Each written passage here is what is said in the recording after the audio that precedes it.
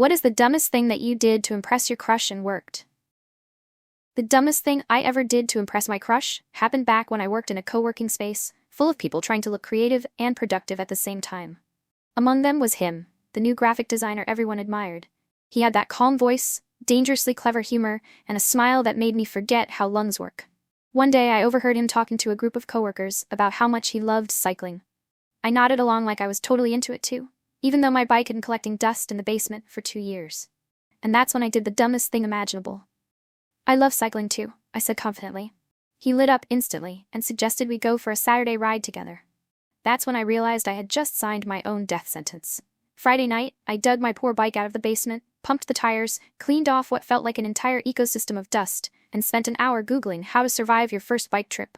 My body hurt just from sitting on the bike for a test ride. Saturday came. He showed up in a full cycling outfit, like someone who casually trains for the Tour de France.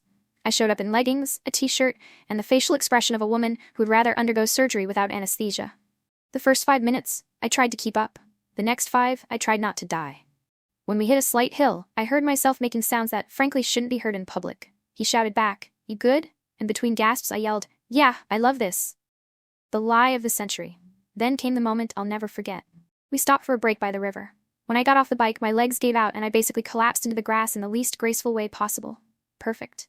Confidence level, destroyed. I thought that was it, game over. But he started laughing. Not mean, not mocking, just warm, contagious laughter. He reached out, helped me back up, and said, "You know, I really appreciate that you came. Even if you rode at walking speed, I'm just glad you're here." My knees nearly gave out a second time, and this time it had nothing to do with the bike. For the rest of the ride, he went slower on purpose. We talked, laughed, and eventually agreed that next time, we'd skip the cycling and go for coffee instead. And honestly, I now see cycling in a whole new way.